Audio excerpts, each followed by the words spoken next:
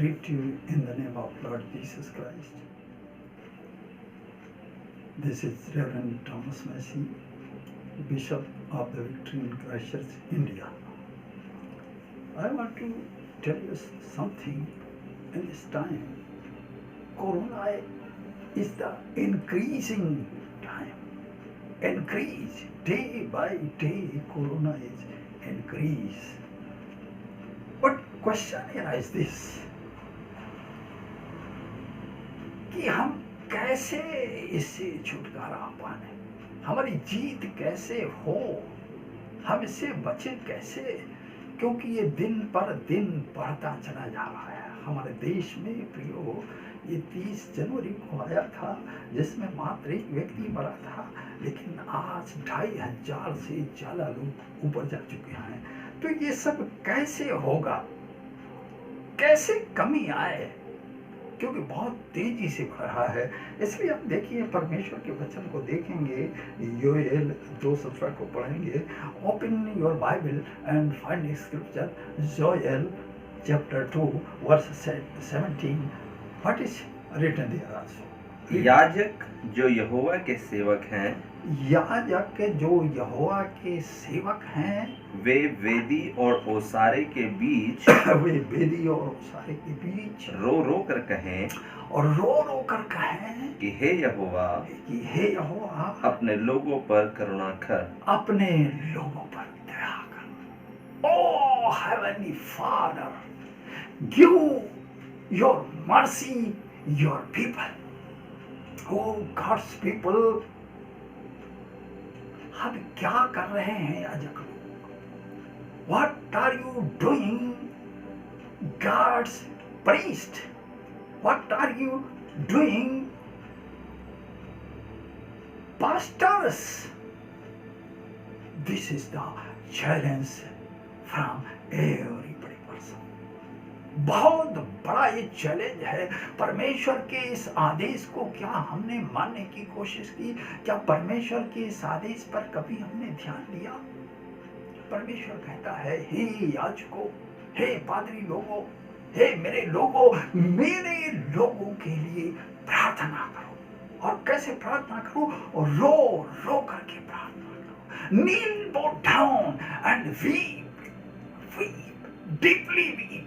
Say to God, I am come to you. Deliver my people. Oh God Most High, deliver my people. Deliver the whole world from Corona.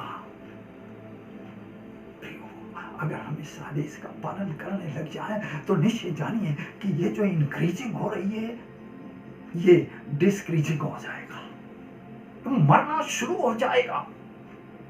ये 6 महीने हो गए इसको आए हुए, आज तक कोई दवा नहीं बनी है और न कोई दवा बनेगी। ये हमारे साथ ही रहने वाला है, इसलिए डरने की आवश्यकता नहीं है। अगर हम डरेंगे ये हमें मारेगा, ढूंढ ढूंढ के मारेगा। महारानी एलिजाबेथ के महल में जब जा सकता है, हम तो गरीब देश के लोग रहने वाले हैं, हम तो विकासशील देशों के लोग हैं, हमारे यहाँ इतनी फैसिलिटीज नहीं है। दुनिया में अगर मैं लोगों के नाम बताने लगूं तो आपको ताज्जुब होगा, कितने वीआईपीज हैं जो स्पेशल प्रोटोकॉल में रहते हैं, उनके भीतर घुस गया। और प्रियो, ये भी आप जान लीजिए, इस कोरोना का झंझट बहुत बुरा झंझट है, कोई ठिकाना नहीं कि ये बहुत बड़ा खेल हो सकता है। विकसित देश और वहाँ की फार्मा कंपनीज कोई भी खेल खेल सकती हैं। मैं आपको एक उदाहरण बताना चाहता हूँ। तंजानिया के महामहिम राष्ट्रपति जी ने सच्चाई को जानने के लिए बहुत ही स्ट्रिक्ट तरीके से एक बकरी का और एक मेढ़ी का खून लैब में भेज दिया। और वहाँ मालूम है वहाँ से क्या रिपोर्ट आई? वहाँ से रिपोर्ट आई कि इस ब्लड में कोरोना पॉजिटिव है। और बड़ी शंका हो गई कि कोरोना तो हो रहा है मनुष्यों में, और हमने तो भेजा था जानवरों का खून और उसमें पॉजिटिव आ रहा है। तो ये बहुत बड़ा खेल भी हो सकता है। परंतु प्रियो, मैं सिर्फ इतना जानता हूँ, परमेश्वर जब कह रहा है कि प्रार्थना करो, रो रो करके प्रार्थना करो, बेदी और उसारे के बीच में जाकर के प्रार्थना करो, तो फिर इसको हम माने। Do it, follow to God's commandment. This is not any suggestion. I want to tell you, this is the God most high commandment. This is a great commandment for everybody pastors. Not only everybody pastors, but I want to tell you something. Every believer can do it. हर विश्वासी घुटनों पर जाए, प्रार्थना करे, और जब प्रार्थना करेगा परमेश्वर अद्भुत काम करेगा। आप यूएल 1:13 और 14 को पढ़ें, क्या लिखा हुआ है। According to Bible, Joel chapter 1 verses 13 and 14. हे याजकों, टाट ओढ़ कर विलाप करो, टाट ओढ़ कर विलाप करो। हे वेदी के टहलुओं, हे वेदी के सेवकों, बिलख बिलख कर रो, बिलख बिलख कर रो। हे मेरे परमेश्वर के सेवकों, हे मेरे परमेश्वर के सेवकों, आओ टाट ओढ़े हुए रात बिताओ, आओ टाट ओढ़े हुए रात बिताओ। क्योंकि तुम्हारे परमेश्वर के घर में, क्योंकि तुम्हारे परमेश्वर के घर में अन्न बलि और अर्घ अब नहीं लाए जाते, अब नहीं लाए जाते हैं। उपवास का दिन नियत करो, उपवास का दिन नियत करो, पवित्र सभा घोषित करो, पवित्र सभा घोषित करो। प्राचीनों और देश के सब निवासियों को, सब निवासियों को, प्राचीनों को अपने परमेश्वर यहोवा के घर में एकत्रित करके, अपने परमेश्वर यहोवा के घर में एकत्रित करके उसकी दोहाई दो, उसकी दोहाई दो। मैं आपको बताना चाहता हूँ, यहाँ लिखा हुआ है भोजन की कमी हो गई। आज लोग भूखों मर रहे हैं। हमारे देश में 3 लॉकडाउन हो गए, और इन 3 लॉकडाउन के बीच में लाखों लोग भूखों मर रहे हैं। सरकार इंतजाम कर रही है, पर सरकार के लिए इतना संभव नहीं है। अगर देश के अच्छे लोग ना हो तो भूखों मर जाए लोग। अनेक जगह तो ऐसे हैं कि सरकार का कोई भी सहायता वहां नाम मात्र को भी नहीं पहुंच रही है। वहां लोग देख रहे हैं, पर लोग भूखों मर रहे हैं, खाने के लिए नहीं है। लाखों लोग सड़क पर आ गए, सड़क में लोग चल रहे हैं। ये चौथा लॉकडाउन जारी हो गया है, और भी समस्याएं हो गई हैं। प्रियो, आखिर हम क्या करें? What we do? Do one thing. Only pray, because God Most High says, be humble and pray.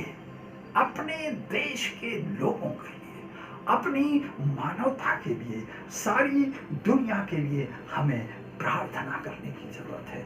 आज इस लॉकडाउन की समस्या में प्रियो, हमारा कोई व्यक्ति प्रिय मर जाता है, उसके लिए हमें सरकार के पास जाना पड़ता है कि हमें जाना है, इसको दफनाना है।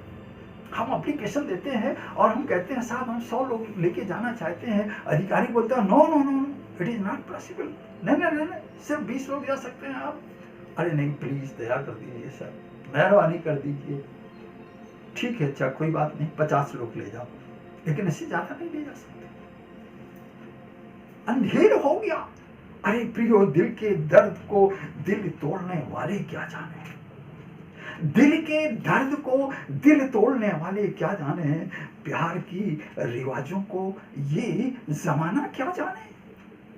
अरे ये हिंदुस्तान है जहां प्रेम बसता है, ये हिंदुस्तान है जहां अपने बुजुर्गों को लोग गले लगाते हैं, ये हिंदुस्तान है जहां बुजुर्गों के चरणों में लोग गिरते हैं और उनके दम पर आशीष पाते हैं। आज हमारे डॉक्टरों ने, हमारे वैज्ञानिकों ने क्या क्या जहर नहीं बोया।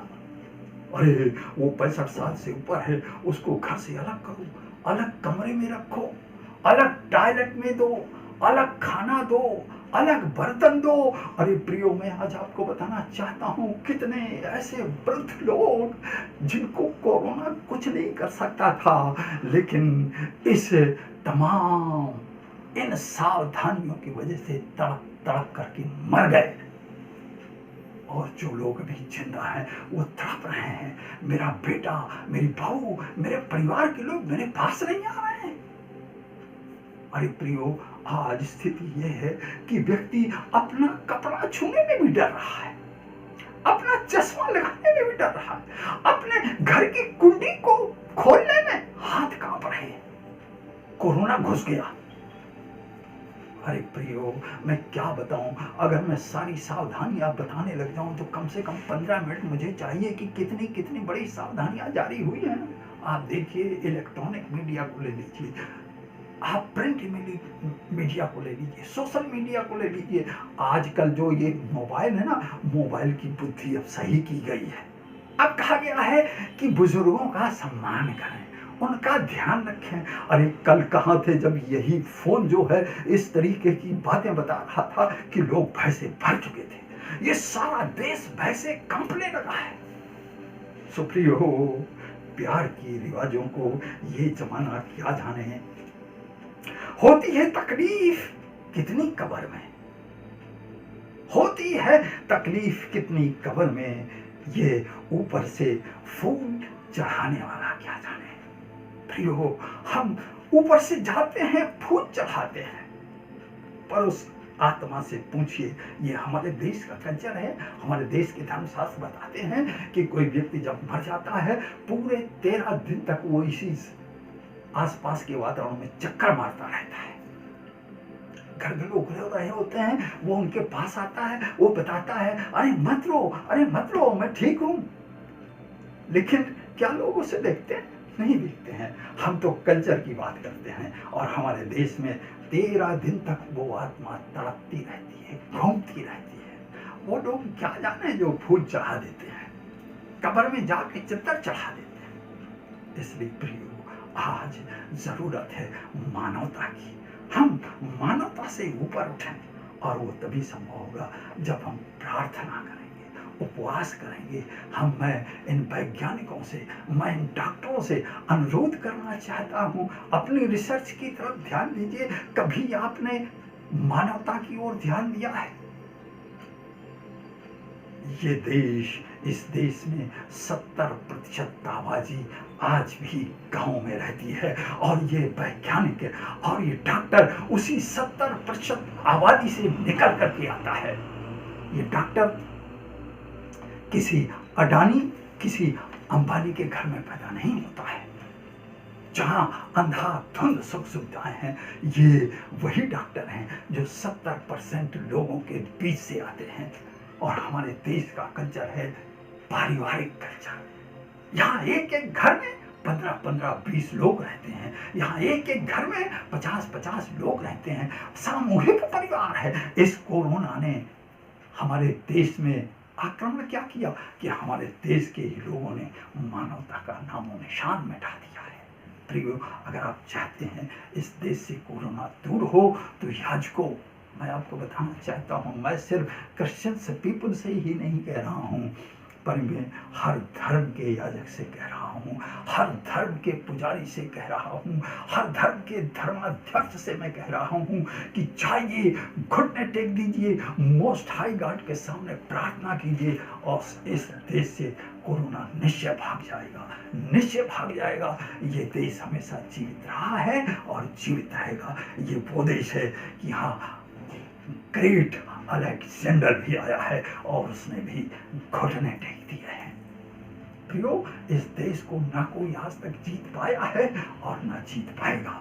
इसलिए turn to back, God most high, say to God, oh God, I come to you, kneel bow down. Oh God, help me. Oh God, rescue me. Oh God, hurry to my aid.